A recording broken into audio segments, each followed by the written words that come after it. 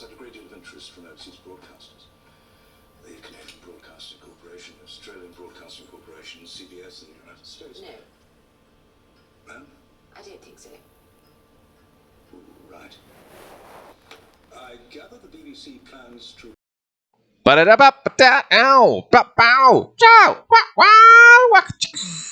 Yeah. Alright, YouTube. I'm going to make a 2-series video just so I can split up some topics and maybe do like a plan to release. So if you happen to notice I'm wearing the same shirt and I look like I'm exactly the same position, it's because I'm doing 2 videos at the same time. First video here is going to be about Hivemapper because, one, the video that I did the last time is getting a lot of attention, and it looks like I got a few new subscribers, so shout out to everyone who's joined the channel. Here's some Hivemapper content for you. Same vein as last video is I should not have sold my honey token. I saw a comment today when the token went to about 35 cents for a high, which is very impressive, that the $35,000 of potential income that I was bemoaning having missed out on is now closer to 110, maybe 115 grand. I don't know. I'm bad at math. It's well into the 6 figures territory of potential income that I missed out on. I had over 350,000 honey token that I sold, most of which I sold at about the 1 to 2 cent range. So, I will say this again. You only operate with the knowledge that you have at the time. And while I acknowledge that, selling on the way down never seems smart, I still made a profit. I bought the cameras, I recovered the cost of the investment, and I made a profit. Very modest and small profit, but I'm still making profit. I'm still mapping. I still get, at this rate, I can't even calculate. So I still get a good amount of honey token, and I plan to keep mapping for the foreseeable future. I did have one camera of my 2 cameras break.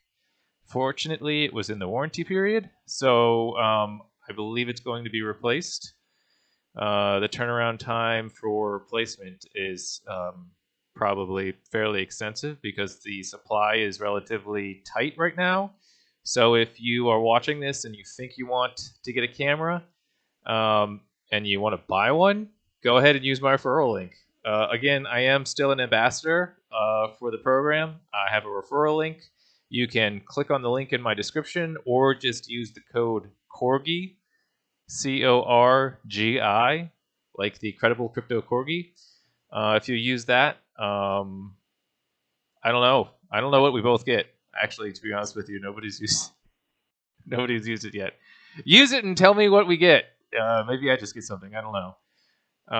But yeah, the cameras, if you buy them now, you probably won't see them till February, is what I'm hearing. But anyways, in hindsight's 2020. It's still, but again, my thought process at the time was everything just seems so eerily similar to helium. Still does, and it's always been compared to helium. It's still being compared to helium, and helium was just leaving a bad taste in my mouth. But here's the thing. I honestly don't think helium would be making such a recovery right now if it weren't on Solana.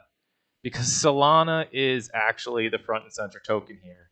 Like, Solana is what everybody is really bullish on. Solana is like the central reason that just anything on Solana is getting attention because people are just sprinkling money on everything in Solana. And I think that includes Hivemapper.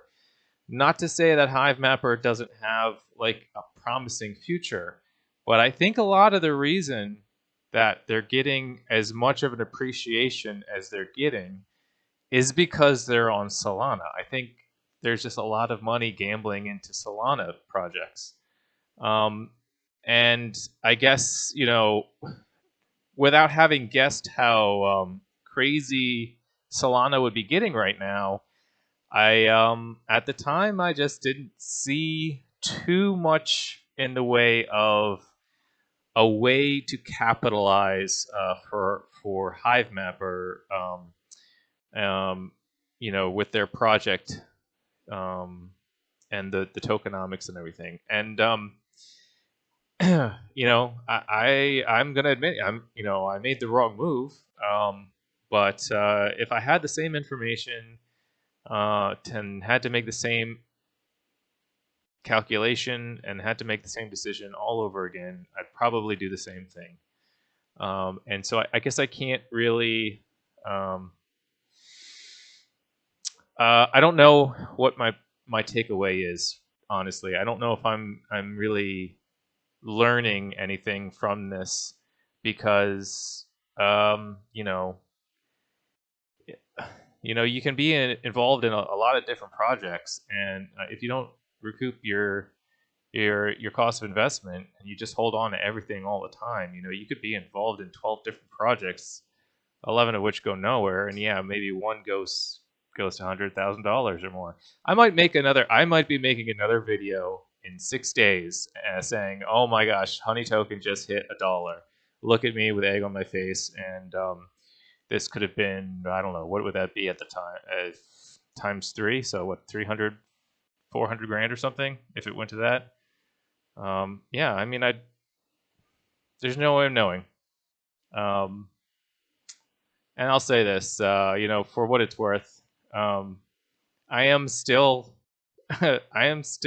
probably going to sell a good amount of honey as I get it, just because if the markets are overheated, it would kind of make sense to me to take some off the table. I will keep some in case it goes to insane levels and we don't get a pullback. But if we do get a pullback, I can always buy some of it back, or just try to earn more. So that's my thoughts. Again, I'm doing this video as an immediate follow-up because my guess is just Hivemapper and the Honey Token, they're just going to be on everybody's radar. Everyone's going to be making videos about it, and I don't want to let the opportunity slide by not to try to recoup or try to gather some new viewers, which seems to be working, and maybe get a few subscribers, comments, people talking. I do see a lot of comments in the last video, so I'll probably scroll through and thumbs up or like a lot of them. Just thanks for commenting.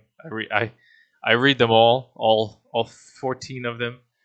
So yeah, let me know what you think, and let me know if you want any more Hivemapper content specifically, or any other thing. I'm going to go do another video now on crypto.com, so if you're interested in that, stay tuned, because I'll probably release that the day following this one. Crypto.com and the dark lines, such, it's an up and down. It's a good and bad video. We'll see. I have pros and cons to talk about. All right, toodaloos.